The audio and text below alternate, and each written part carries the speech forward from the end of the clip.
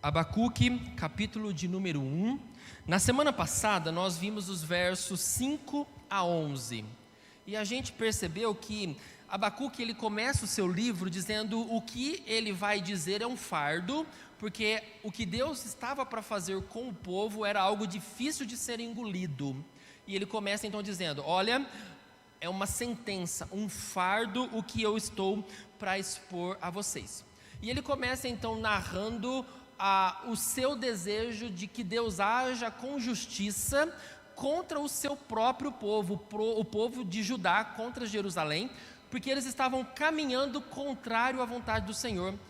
Pelas expressões que Abacuque usa, eles estavam sendo violentos, pervertidos, iníquos, estavam distorcendo a justiça, estavam prevalecendo a força do ímpio, enquanto o justo era colocado no chinelo, se a gente pode dizer assim.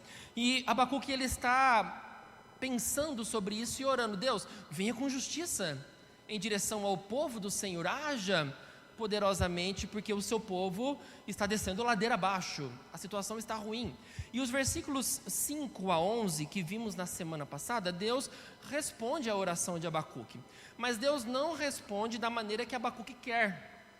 Lembremos que Abacuque ele é fruto de um tempo em que Deus fez uma reforma espiritual em Jerusalém por intermédio do rei Josias. Então, o que é que passa na mente de Abacuque? Deus, assim como o Senhor agiu no tempo de Josias, e que foi um tempo bom, um tempo em que o povo experimentou graça e misericórdia do Senhor, um tempo em que os ídolos foram colocados abaixo, um tempo em que o povo se voltou para a sua palavra, faz novamente isso, Deus, realiza novamente essa obra entre nós. Mas a resposta de Deus não é aquilo que Abacuque esperava, porque Deus diz: contra a violência de vocês eu vou trazer mais violência, contra a injustiça de vocês eu vou trazer mais injustiça ainda. E isso causa um desconforto em Abacuque, não apenas porque Deus vai lidar com o mal, trazendo mais mal, mas porque Deus estava levantando um povo ímpio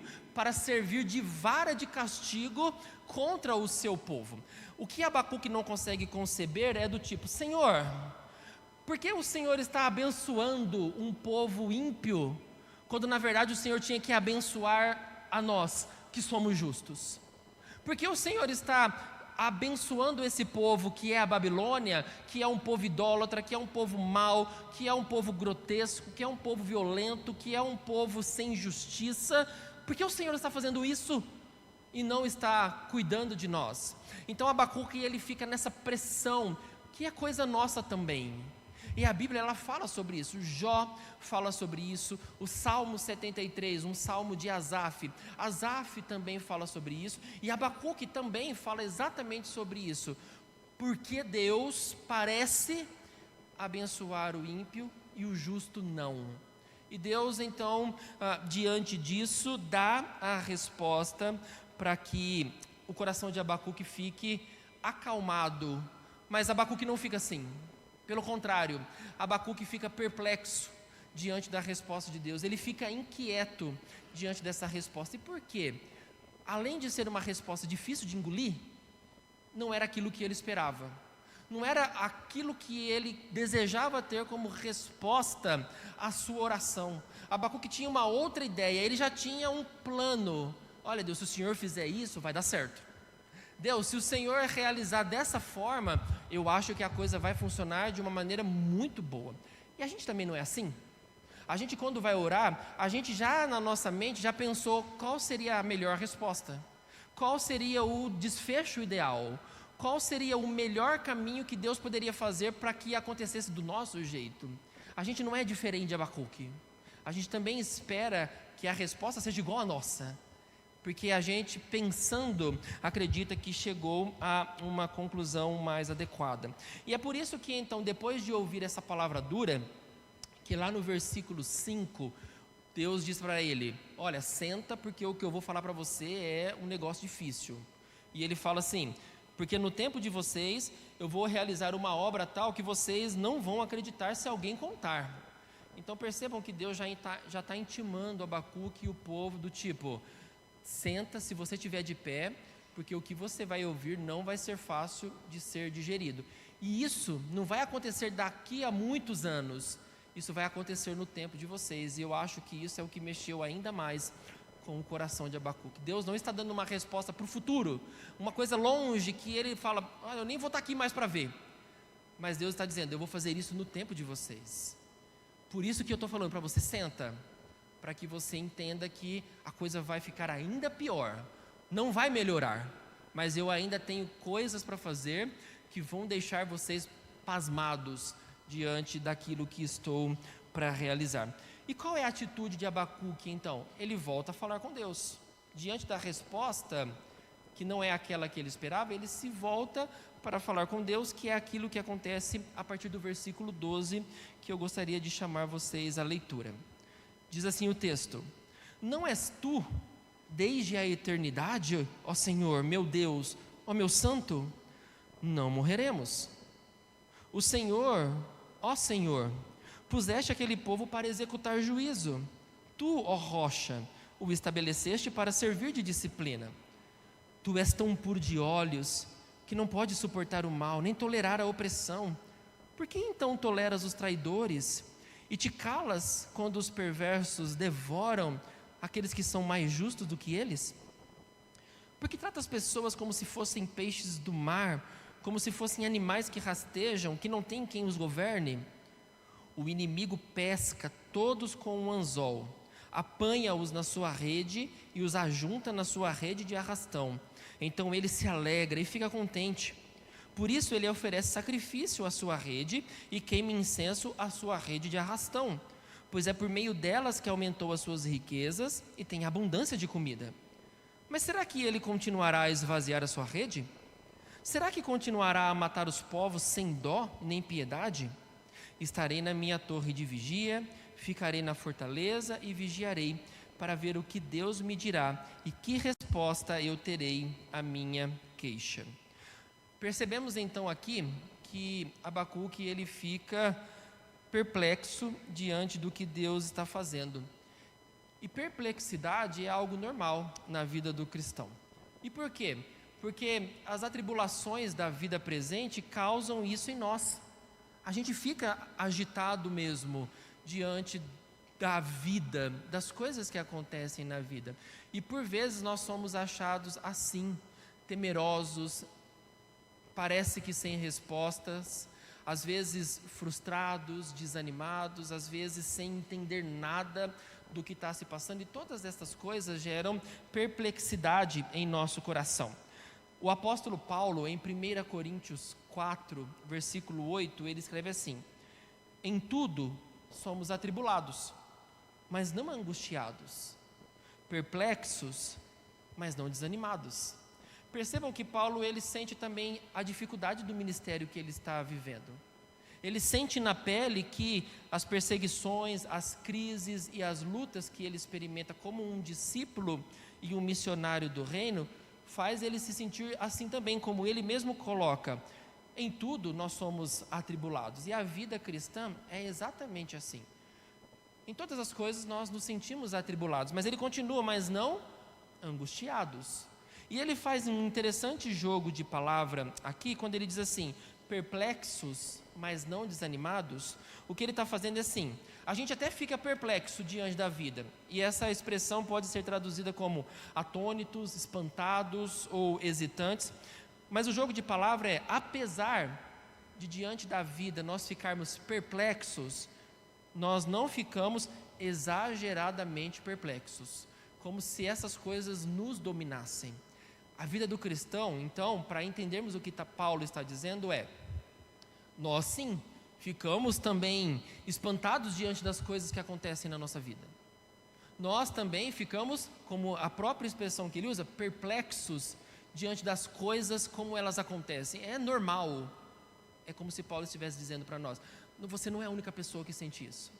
Todos nós, como cristãos, também sentimos isso. Mas a diferença é que a gente não fica exageradamente perplexo, como se, tipo, por que essas coisas estão acontecendo? Por que tem assim? Por que tem que ser assim? E a gente acaba entrando em pânico, em um desespero agudo. Paulo fala: a gente não encara as coisas assim. Essa não é a maneira cristã de lidar com as coisas que acontecem na vida. Então é por isso que ele fala que apesar de nós sermos constantemente atribulados, nós não desanimamos. E por que a gente não desanima? Porque a gente sabe em quem a gente crê. A gente conhece o Deus que nós amamos, servimos e obedecemos. Então o que Paulo está dizendo para nós, e que isso faz sentido com Abacuque, é: apesar de a gente saber que as coisas não vão melhorar, a gente não fica demasiadamente angustiado, porque a gente sabe que as coisas devem ser assim, mas a gente principalmente sabe quem cuida de nós e quem sustenta a nossa vida. Então Abacuque, diante do que Deus fala, as coisas vão de mal a pior, eu vou trazer um povo ímpio para julgar vocês, o que vocês vão experimentar vai acontecer no tempo de vocês, e esse povo é um povo que ama a si mesmo, e são exatamente esses que eu vou usar. Abacuque fica boquiaberto diante do que Deus está fazendo, mas ao invés de ele sair resmungando, reclamando ou qualquer coisa, ele vai orar. Ele vai novamente para o seu lugar de oração para falar com Deus, para poder questionar, para poder perguntar: Deus, por que isso? Por que o Senhor está fazendo isso? Por que o Senhor está permitindo essas coisas acontecerem? Por que o Senhor está exatamente colocando nós numa situação assim? Então o versículo 12, Abacuque começa a falar com Deus, e parece-me que no versículo 12 ele entende que é necessário Deus agir com justiça, porque ele é justo e o seu povo é que é pecador, o seu povo é injusto. Percebam que no versículo de número 12, a última expressão que ele fala é assim: tu, ó rocha, o estabeleceste para servir de disciplina. Abacuque entende que Deus está levantando Babilônia, apesar de ele não querer aceitar. Ele está dizendo: Senhor, eu sei que o que o Senhor está fazendo é para disciplinar o seu povo. Eu sei que o Senhor está agindo com justiça.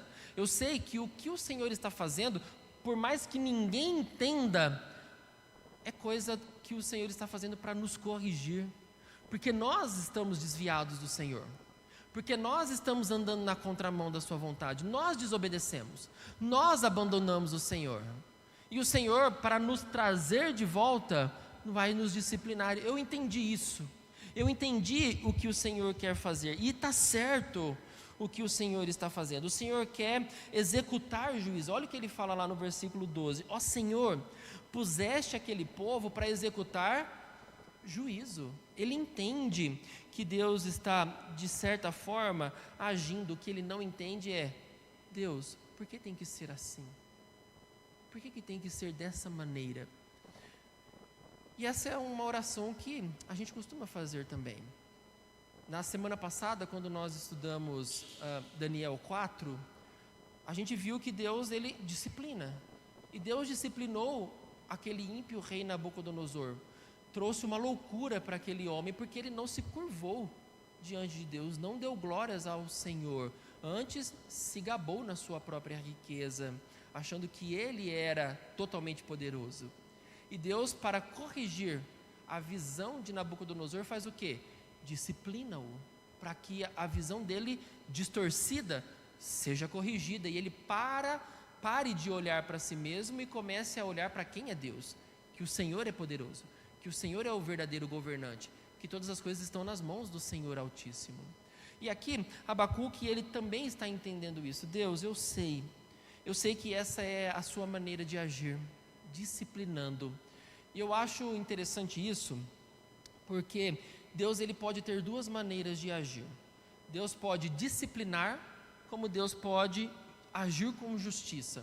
Quando Deus disciplina, e lembrem-se de Hebreus 12, Deus disciplina a quem Ele ama. Então, quando nós somos disciplinados, e por mais que doa ser disciplinado, tem um objetivo curativo, que é nos fazer voltar para mais perto dEle, que é para nos fazer ficar com Ele, que é para poder corrigir a nossa má conduta, que é para nos fortalecer nele, que é para nos formar o caráter segundo Cristo. A disciplina faz isso. Mas quando a gente age com justiça, não tem mais o que fazer, porque quando é justiça já é para sentenciar. E a Bíblia diz para nós que nós não somos mais julgados. E por que a gente não é mais julgado? Porque Cristo é a nossa justiça. Então, glória a Deus, porque a gente é só disciplinado, a gente não é mais julgado. Lembre-se que Paulo diz: nenhuma condenação há para aqueles que estão em Cristo Jesus. Nós não somos mais julgados e condenados, porque Cristo já é a nossa justiça. Então, louve ao Senhor, porque você, agora um homem e uma mulher salvo em Jesus, é disciplinado por Ele. Porque se você fosse julgado, como o Hebreus diz, você não é filho, mas você é um bastardo. Que dura palavra é essa? Então, quando você se sentir disciplinado por Deus, e é bom que você perceba quando você for disciplinado, porque isso quer dizer, você está compreendendo que Deus está fazendo alguma coisa na sua vida. Então, seja lá o que você esteja vivendo, e você sente que está difícil, encare isso: Deus está me disciplinando. Deus está me exortando, me orientando, Deus está me instruindo nele, para que eu seja transformado. Deus está mudando a minha forma de ver a situação. Deus está transformando a minha vida para que eu seja mais ainda parecido com Jesus. Eu não sou julgado, porque Cristo já fez isso na cruz por mim. E se Deus está me disciplinando, é porque Ele me ama, é porque Ele deseja fazer algo diferente na minha vida. E Abacuque entende isso: Senhor, eu sei que o Senhor vai nos disciplinar. Eu sei, Deus, que o Senhor vai tratar com a nossa vida. E é por isso que quando ele ora, ele recorre aos atributos de Deus e ao pacto de Deus com o seu povo. Percebam que ele começa dizendo assim, com relação aos atributos de Deus: não és tu desde a eternidade? E por que Abacuque recorre a esse atributo de Deus eterno? Na oração ele está dizendo assim: Deus, eu sei que o Senhor sabe de todas as coisas, do princípio até o fim. Apesar de eu não entender o que o Senhor está fazendo, o Senhor é eterno. O Senhor conhece a história. O Senhor sabe como as coisas estão se encaminhando. Eu não sei, eu só consigo ver agora. Eu só consigo ver o que a minha visão limitada é capaz de perceber. Mas o Senhor é eterno. Irmãos, como saber disso muda a nossa maneira de falar com Deus? Como saber disso muda o nosso relacionamento com Deus? Porque eu sei que diante das lutas da vida, a nossa maneira mais normal de lidar é ficar desanimado. Porque parece que as coisas não estão acontecendo como eu acho que deveria acontecer. E não tem problema você ter os seus achismos. Isso mostra o quanto você é limitado. Isso mostra o quanto você não sabe nada da vida. Porque você consegue planejar até certo ponto, mas você não consegue ir além do que a sua mente consegue chegar. Isso mostra que nós somos frágeis, fracos, que nós somos muito limitados para organizar da melhor maneira a nossa vida até o fim, por melhores que sejam os nossos esforços. Mas quando eu recorro a Deus e vejo, Senhor, eu sou limitado, mas o Senhor não é. O Senhor é eterno, eu não sou. A minha vida, ela é uma neblina, como Tiago fala. A minha vida, ela vai terminar muito em breve. Como a própria Bíblia fala, 80 anos, isso se você passar, já vira enfado e canseira. Eu sei que a minha vida tem prazo de validade, mas o Senhor é eterno. E é exatamente isso que Abacuque está dizendo: Senhor, eu não sei de nada do que está acontecendo. Por isso ele diz: mas tu não és desde a eternidade? Mas ele vai ainda mais buscando os atributos de Deus, quando ele diz assim: ó Senhor, meu Deus, ó meu santo. O que Abacuque está se lembrando aqui? Do pacto relacional que Deus tem com o seu povo. Lembram-se que a Bíblia ela é constante em dizer que Deus é um Deus de relacionamento? A Bíblia é constante em dizer que Deus é um Deus que caminha de perto com o seu povo. E no pacto que Deus faz com o seu povo, é um pacto onde Ele vai ser o nosso Deus e nós vamos ser povo do Senhor. É isso que Abacuque está dizendo: Senhor, além de saber que o Senhor é eterno, eu sei que Tu és o meu Deus. Eu sei que o Senhor é o meu Deus.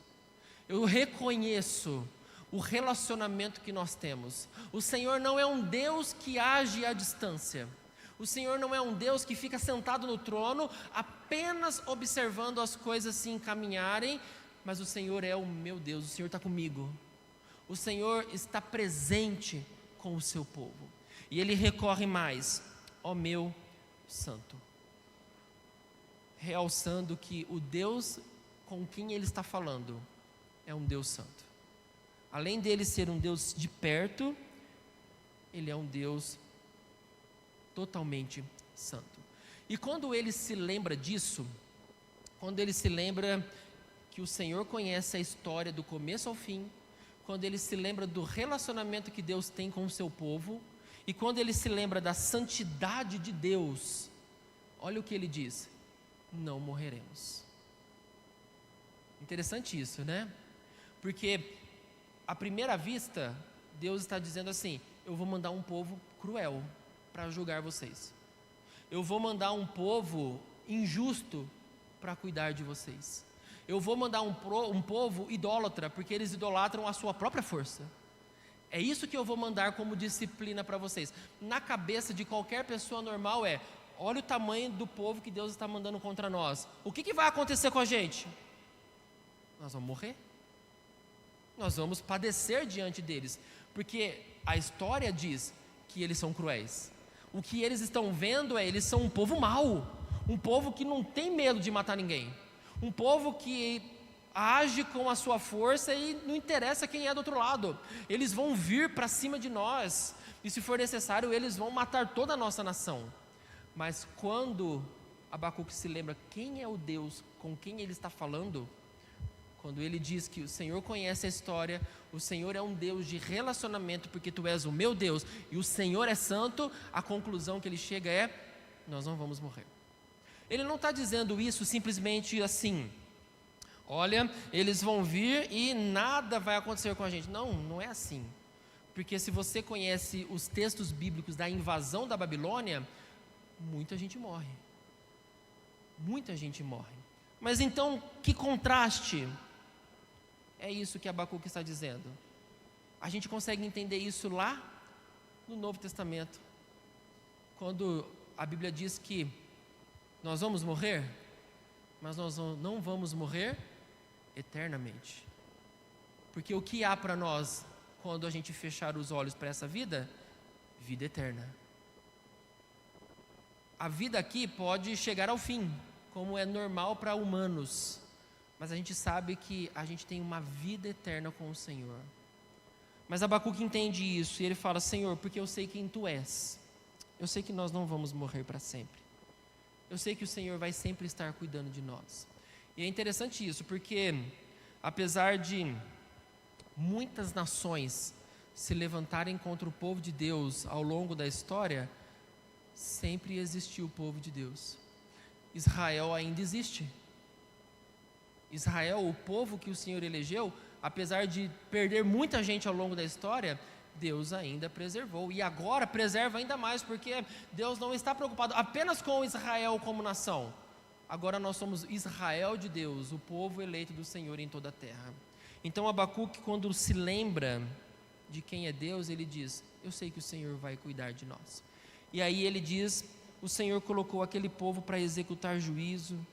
Tu, ó rocha, essa expressão é importante nós considerarmos. Por que Abacuque chama Deus de rocha? O que é a rocha? É um lugar de segurança. Abacuque está dizendo assim: Senhor, eu sei que a coisa vai ficar ruim, mas é no Senhor que nós vamos encontrar segurança para a nossa vida. É somente em Ti, ficando no Senhor, que nós vamos permanecer inabaláveis? Porque o Senhor é a nossa rocha.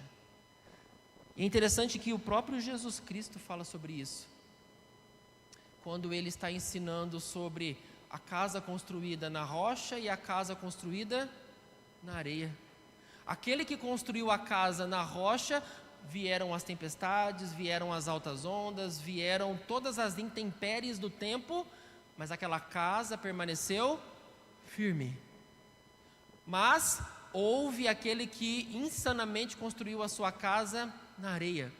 E os problemas foram iguais. Vieram as chuvas, as ondas, vieram as intempéries do tempo, mas aquela casa não resistiu porque estava construída na areia. O que Jesus está ensinando? Que a vida de vocês sejam construídas em mim. Porque eu é quem faço vocês ficarem de pé. Eu é quem sustento a vida de vocês. Então, irmãos, em apenas um versículo, apenas o versículo 12, olha o tanto de ensinamento que Abacuque trouxe para nós sobre quem é o Deus que nós buscamos quando nós estamos orando. Ele é o Deus que conhece a história, Ele é o Deus de relacionamento, porque Ele é o meu Deus, Ele é santo, o Senhor não compactua com o mal, e por causa disso, a nossa vida é preservada no Senhor, a nossa vida aqui nessa terra, mas principalmente, a nossa vida eterna está garantida nessa pessoa maravilhosa do Senhor. Deus age com juízo e Ele levanta quem Ele quer para nos disciplinar, e diante da disciplina, em quem a gente tem que permanecer? Nas nossas forças? Nas nossas capacidades? Não, a gente permanece na rocha, que é o Senhor. A gente poderia terminar aqui, apenas estudando o versículo 12, porque só esse versículo já alimenta o nosso coração, já faz você pensar na sua vida, já faz você pensar no Deus que nós estamos servindo, no Deus que cuida de nós, no Deus que você ora quando você dobra os seus joelhos. E em meio às perplexidades da vida, você recorre a esse Deus que é tudo isso, que é tudo isso. Por isso eu concordo quando Paulo diz: olha, em tudo nós somos atribulados. Ele sabe disso, mas essas coisas não nos deixam plenamente angustiados. Nós somos perplexos, mas não ficamos totalmente perplexos, porque eu sei o Deus que eu sirvo, eu sei o Senhor que cuida de mim, e Ele é tudo isso que Abacuque conseguiu expressar no começo da sua oração. Mas assim como eu e você, a gente por vezes, mesmo sabendo de tudo isso, continuamos perturbados. O nosso coração, ele, mesmo sabendo dessas verdades, continua em crise, continua abatido diante dessas coisas. E é por isso que Abacuque no versículo 13 vai para a pureza de Deus. Ele não está dizendo assim: olha Deus, eu estou falando aqui para ver se de alguma forma o Senhor abre os olhos para ver o que está acontecendo. Ele não está dizendo nesse tom, mas ele diz assim: Senhor, Tu és tão puro de olhos, que não pode suportar o mal, nem tolerar a opressão. Abacuque está falando uma verdade. Senhor, os Seus olhos são puros, e o Senhor não pode compactuar com as coisas más e a nossa sujeira. O Senhor é puro, o Senhor é santo, o Senhor não pode tolerar essas coisas, porque isso não é do Senhor. O Senhor não olha para essas coisas do tipo: vou deixar passar dessa vez. Deus não compactua com o nosso mal, Ele não é assim, e é por isso que Abacuque diz: Tu és puro de olhos. Mas olha o que ele continua dizendo: então, se o Senhor é assim, por que o Senhor tolera isso? Por que o Senhor tolera os traidores se aproximarem de nós? Por que o Senhor fica quieto quando os perversos devoram aqueles que são mais justos do que eles? Em outras palavras, Deus, por que o Senhor vai usar maldade para nos corrigir? O Senhor não pode fazer isso, o Senhor é santo. O Senhor não trabalha dessa maneira. E esse é um grande problema que a gente lida. A gente não entende também o que Deus está fazendo.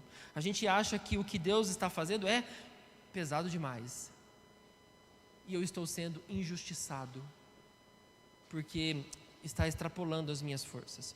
Eu vou mostrar para você alguns textos que você vai perceber que essa não é uma crise só minha e sua. A Bíblia fala de gente que teve essa mesma crise. Por exemplo, abra sua Bíblia lá em Jó, por favor. Abra sua Bíblia em Jó, capítulo 21.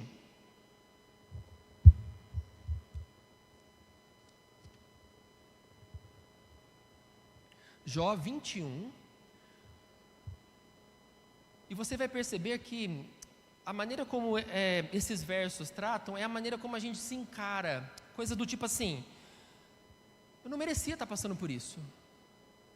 Eu não merecia estar vivendo esse caos. Eu não deveria estar passando por esse inferno, porque o errado é o outro lado, eu sou bom. O errado é a outra parte, eu sou justo, eu estou na igreja. Por que o outro dá risada e eu só choro? Por que o outro se dá bem e eu não? Por que o outro parece que a vida é boa e a minha vida parece que é um caco? A gente chega a essas conclusões muitas vezes. E a gente começa a questionar, porque a gente não acha justo essas coisas acontecerem para o lado de fora, enquanto para mim está tudo indo de ladeira abaixo. Mas esses questionamentos também aconteceram em outros momentos na história. Olha lá Jó 21, versículos 7 a 16. Como é que os ímpios continuam vivos, envelhecem e ainda se tornam mais poderosos? Os seus filhos se estabelecem na sua presença e os seus descendentes diante dos seus olhos. As suas casas têm paz e estão livres do medo, e a vara de Deus não os fustiga. Os seus touros geram e não falham. As suas novilhas têm a cria e não abortam. Deixam as suas crianças correr como um rebanho. Os seus filhos saltam de alegria. Cantam como tamborim e harpa e alegram-se ao som da flauta. Passam os seus dias em prosperidade e em paz descem à sepultura. E são estes os que se dirigem a Deus dizendo: deixa-nos em paz, não queremos conhecer os teus caminhos. Quem é o Todo-Poderoso para que o sirvamos e o ganhamos se lhe fizermos orações? Vejam que não provém deles a sua prosperidade. Longe de mim o conselho dos ímpios. O que Jó está dizendo aqui? Eu fico na minha casa e fico só ouvindo a prosperidade e vendo a prosperidade dos inimigos, dos ímpios. Os filhos deles se dão bem, as crias, os gados deles são melhores do que os meus. Eles têm paz, eles prosperam, mesmo quando estão velhos, eles ainda continuam sendo poderosos, e parece que eles vão em paz para a sepultura, sem dor de cabeça e sem problemas. Você já se sentiu assim?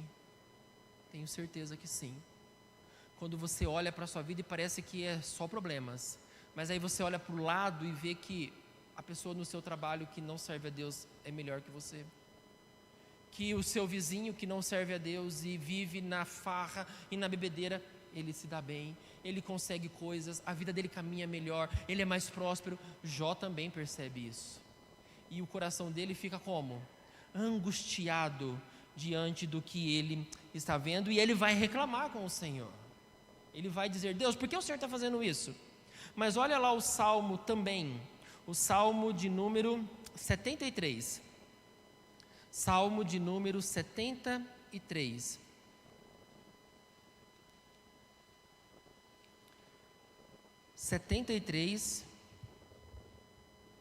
De 2 a 3. Quanto a mim, porém, quase me resvalaram os pés, pouco faltou para que se desviassem os meus passos, pois eu invejava os arrogantes ao ver a prosperidade dos maus. O que Asaf está dizendo? Olha, quase escorreguei, porque eu tirei os olhos de ver quem é Deus e olhei para a prosperidade daqueles que são maus, e vi que eles estão se dando bem, enquanto o justo parece ir de mal a pior. Mas dá mais uma olhada em um texto em Jeremias, por favor. Livro do profeta Jeremias, capítulo 12.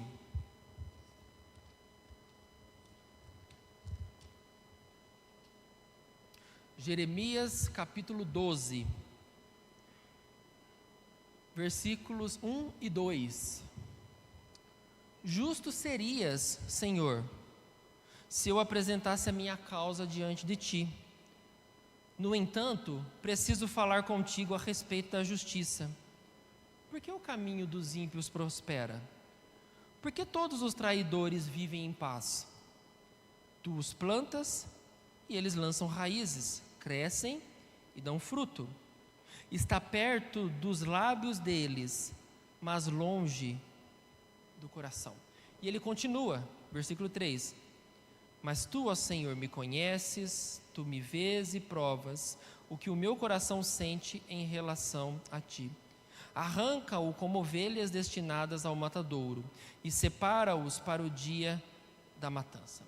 O que esses 3 textos estão dizendo para nós?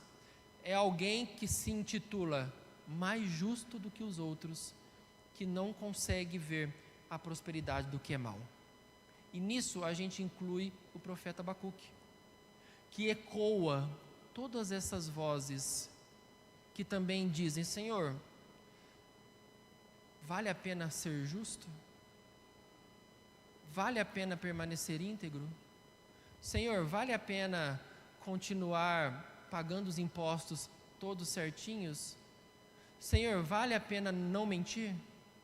Senhor, vale a pena não fornicar? Vale a pena não adulterar? Vale a pena não roubar? Vale a pena não matar? Vale a pena não fofocar? Porque parece que não. Porque quando eu olho os ímpios, a vida deles é melhor do que a nossa. É exatamente isso que Abacuque está reclamando ao Senhor, quando ele olha para o ímpio e percebe que a vida do ímpio vai de bom a melhor. E ele pergunta para Deus: Senhor, tu és santo de olhos, seus olhos são puros. Por que o Senhor permite ver isso? Por que o Senhor tolera essas coisas? Por que o Senhor não devora esses injustos? Porque nós somos justos. Consegue ver o problema de Abacuque aqui? O que Abacuque está dizendo na verdade? Senhor, o Senhor tem que abençoar nós, porque nós somos justos, eles não. O que a gente percebe aqui? Um tom um pouco de soberba. Você acha que você é tão melhor do que os outros a ponto de você ter que ser mais abençoado que eles? Você se acha tão melhor do que os outros a ponto de Deus ter que servir você? Em outras palavras, parece que é isso que Abacuque está dizendo. Parece que é isso que Jó está dizendo. Parece que era isso que Asaf estava dizendo. E parece que é isso que Jeremias está dizendo. Senhor, tu tem que olhar para nós e não para outros, porque nós somos os justos aqui na história. Nós somos os mocinhos nesse filme. Eles não, eles são os vilões, mas nós não. E Abacuque continua a sua oração. Lembrem-se, aqui não é Deus dando respostas ainda, é Abacuque orando, é Abacuque falando com Deus. Isso é o que ele acha que ele é. Isso é o que ele deseja ver. Mas ele continua, versículo 14. Por que tratas as pessoas como se fossem peixes do mar? Como se fossem animais que rastejam, que não têm quem os governe? Olha a imagem que ele usa no versículo 15. E ele está se referindo a esse povo que Deus vai mandar, os babilônios. O inimigo pesca todos com anzol, apanha-os na rede e ajunta na sua rede de arrastão. Então ele se alegra e fica contente. O que ele está dizendo para o Senhor? Olha, Deus, a sensação que eu tenho é que a Babilônia vai ser um grande pescador, e todo o resto do mundo vai ser como peixes que vão ser pegados por eles. Estamos ali, à deriva, à mercê dele, e ele vai lançar o seu anzol e vai pescar um monte. Ele vai pegar a sua rede, vai jogar lá no mar, e a hora que ele puxar, vai vir mais um montão. E eles olham para isso e eles ficam como? Contentes. Mas perceba que no versículo 16 a coisa ainda é pior. Porque ele fala assim: eles são idólatras, Senhor. Por isso, eles oferecem sacrifícios à rede. E eles queimam incenso à sua rede de arrastão, pois é por meio delas que aumentou a sua riqueza e tem abundância de comida. O que ele está dizendo aqui referente a esse povo babilônico? Senhor, eles não estão tributando isso ao Senhor. as conquistas, o poder, a riqueza deles, eles não estão dizendo, nós recebemos isso do Senhor, glórias ao nome do Senhor. Eles estão olhando para o anzol que pescou um monte de gente, e eles estão dizendo, vou adorar você, porque você é muito bom. Eles olham para a sua rede de arrastão e vê aquela infinidade de peixes, que aqui ele está fazendo menção como se fossem homens sendo pescados, nações sendo trazidas para dentro da Babilônia. Ele está dizendo, eu vou queimar incenso para essa rede. Em outras palavras, Senhor, eles são idólatras, eles não adoram ao Senhor, mas nós sim. Eles não servem ao Senhor, mas nós servimos. Eles não caminham com o Senhor, mas eles não caminham, mas nós sim. Versículo 17. Mas será que ele continuará a esvaziar a sua rede? Será que continuará a matar os povos sem dó e nem piedade? Percebam que Abacuque, ele parece no começo, no versículo 12, entender que Deus está fazendo uma coisa. No entanto que ele evoca todos os atributos possíveis de Deus.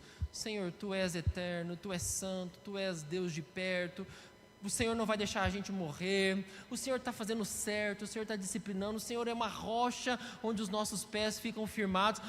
Ele poderia ter acabado a oração aqui e dito assim, Senhor, faz o que o Senhor tem que fazer. Mas a exemplo de nós, o coração não sossega, o coração não fica em paz, mesmo sabendo disso. E ele continua dizendo, Senhor, mas eu não estou entendendo o que o Senhor está fazendo. Não parece justo o que o Senhor está realizando. Não pode, Deus, esse povo, como um grande pescador, vir e traçar todo mundo, tragar todo mundo. Até quando eles vão continuar fazendo isso, Senhor? E o Senhor vai continuar vendo, sem fazer nada.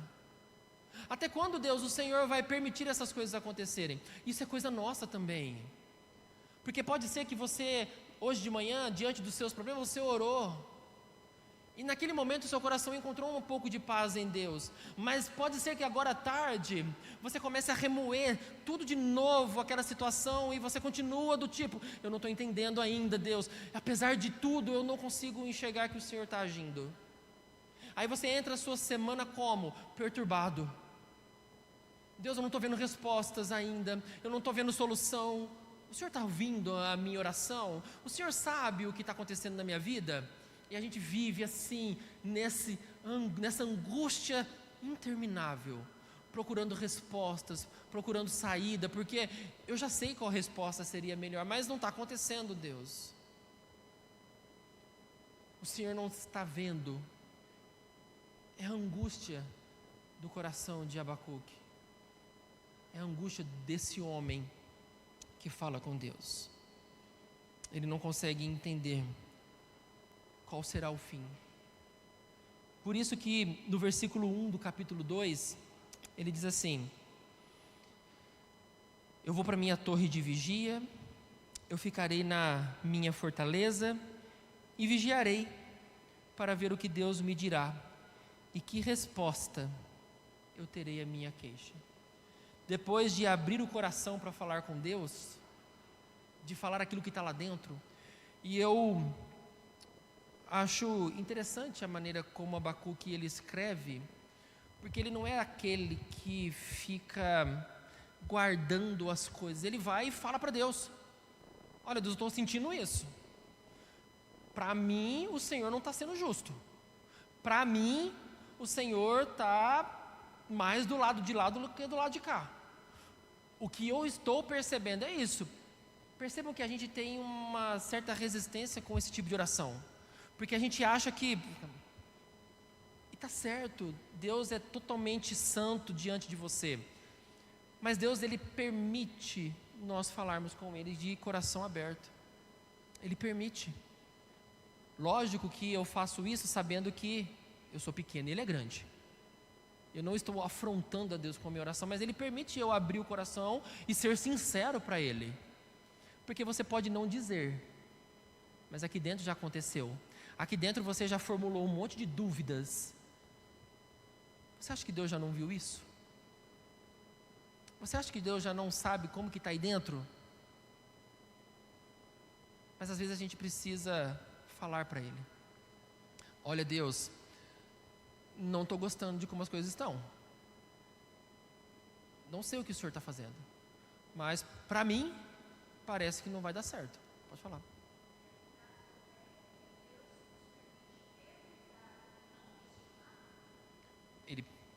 Abacuque questionou Deus. Sim. Uhum. Sim.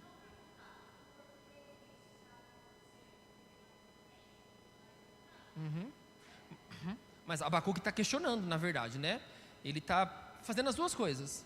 Ele está questionando a Deus porque ele não consegue entender o que Deus está fazendo, e ele está perguntando: por que o Senhor está fazendo assim?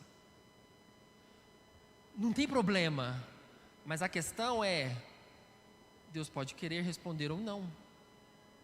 E a gente vai ver isso quando eu voltar de férias, que é o capítulo 2. Abacuque vai ter uma resposta.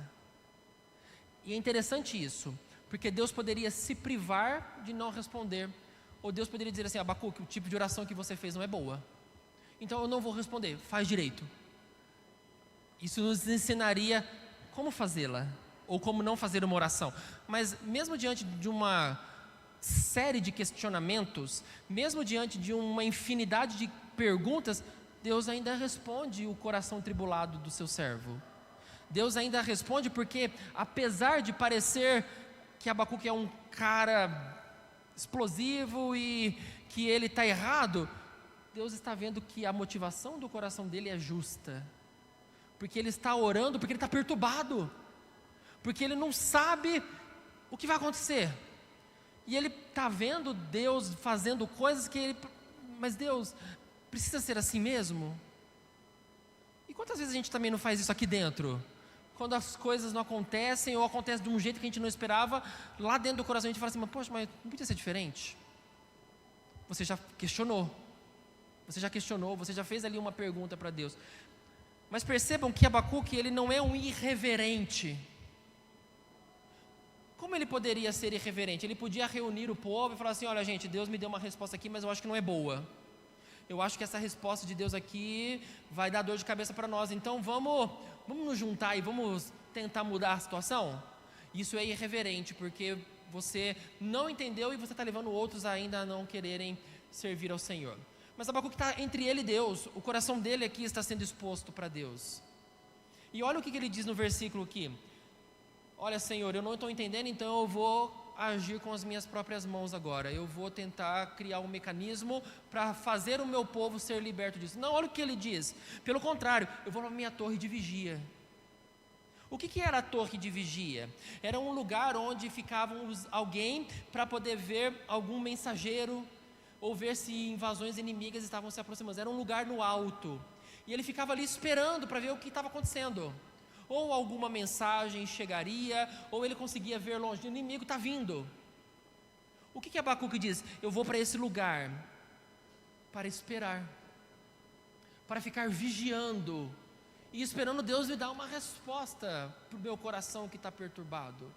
E aqui nós temos um importante conceito para o nosso coração, e eu vou terminar aqui.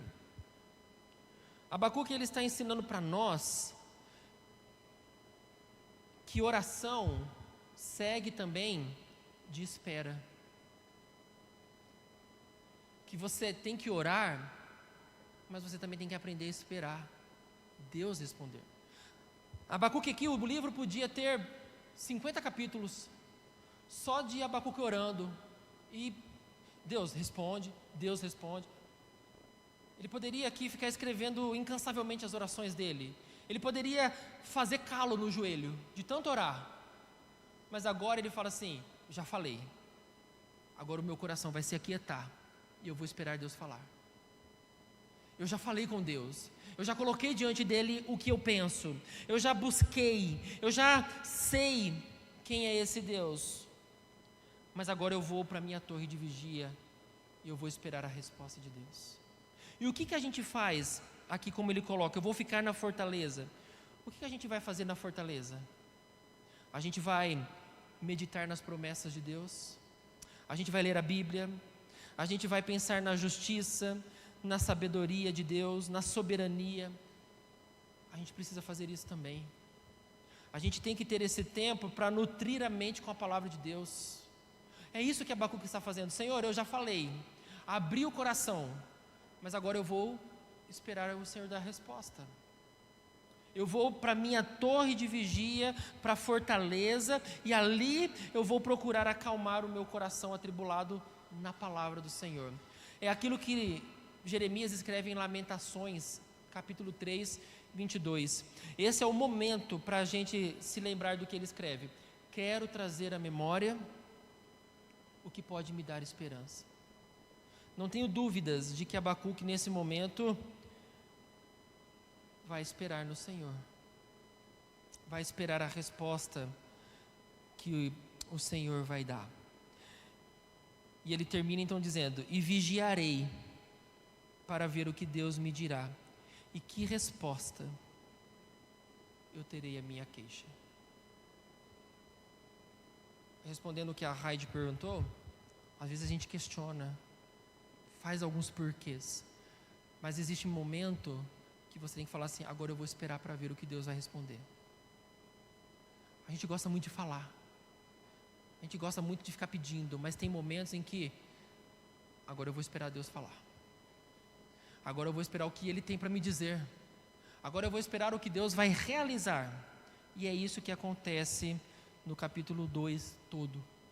Deus vai responder o coração e a oração do profeta Abacuque, e você vai ver que resposta bela Deus vai dar para a oração que esse homem faz. O coração dele está perturbado, mas o capítulo 2 é como um refrigério que Deus vai dar para o coração dele. Respostas do tipo: eu sei o que eu estou fazendo, eu sei quem é justo e eu sei quem é injusto. Relaxa. E essa resposta vale para Jó, vale para o Salmo 73 de Asaf, vale para a oração de Jeremias que a gente leu. Deus vai dar respostas. Eu sei o que eu estou fazendo. E essa resposta vai acalmar o coração perturbado de Abacuque. Até que no capítulo 3 ele vai orar de novo. Mas a oração dele vai ser uma das mais belas orações que a gente tem na Bíblia. De alguém que mesmo na sua perturbação espera e confia no Senhor. Amém?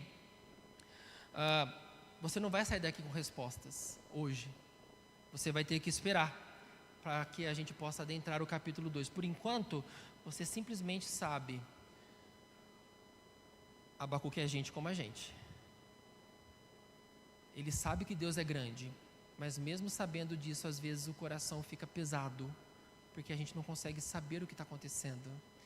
E a gente pode orar: Deus, não estou entendendo nada, não está batendo, a conta não fecha. A gente pode fazer esse tipo de oração, mas também precisamos do momento de aquietar, como o próprio Salmo 46 diz: aquietai-vos e sabei que eu sou Deus. A gente precisa aprender isso também. A gente precisa saber que existem momentos para ficar calado, para poder ouvir Deus. É o que Abacuque diz: eu vou para minha torre de vigia, eu vou ficar lá, esperando Deus falar, Deus dar a resposta à minha oração. Que a gente possa aprender com o profeta em como descansar e também esperar a resposta do Senhor. Amém? Vamos nos colocar em pé e vamos orar, agradecer a Deus por este momento. Obrigado, Deus, por esta manhã e obrigado por nos ensinar a Tua palavra. E de fato, Deus, o Senhor é tudo isso que Abacuque menciona. O Senhor é eterno, o Senhor é o Deus de perto, porque o Senhor é o nosso Deus. O Senhor é santo, o Senhor é justo, o Senhor é a rocha onde nós ficamos firmados. E o Senhor sabe muito bem o que está fazendo. A gente sabe disso, a gente sabe do seu controle soberano. Mas por vezes o nosso coração ainda insiste em ficar inquieto. O nosso coração persiste em ficar perplexo diante das coisas que acontecem na vida. E nós voltamos ao lugar chamado oração para falar com o Senhor, mesmo extremamente perturbados, sem saber nem o que dizer, e às vezes até mesmo falando bobagem. Mas o Senhor é tão bondoso que o Senhor nos ouve. o Senhor ainda percebe a aflição do nosso coração. E Deus nos ensina também a entender que há momentos para que a gente possa ir para o lugar de oração, de vigia, a fortaleza, e ali acalmarmos, ficarmos quietos, apenas esperando a resposta do Senhor. Apenas em momentos onde vamos nos lembrar do Senhor, das Tuas promessas, o nosso coração vai ser alimentado pela Tua presença, pela Tua palavra, o nosso coração vai ser nutrido pelo Senhor, que a gente entenda que precisamos disso também. Precisamos desses momentos de calmaria, e a gente só encontra isso esperando no Senhor. Por isso, Deus, mesmo em meio a muita oração, que a gente também entenda que há muita espera, e precisamos esperar no Senhor, na vontade do Senhor, e aguardar a resposta que o Senhor dará para o nosso coração. E o Senhor faz isso. Ajuda-nos, ó Deus, a confiar e crer. Abençoe o nosso domingo, cuide de nós, abençoe o culto da noite, a ceia que teremos juntos, que o Senhor cuide da Tua igreja, do Teu povo, que o Senhor nos abençoe, que o Senhor sustente as nossas vidas. Nos dê um dia de paz na Tua presença, ó Pai. Eu oro em nome de Jesus. Amém.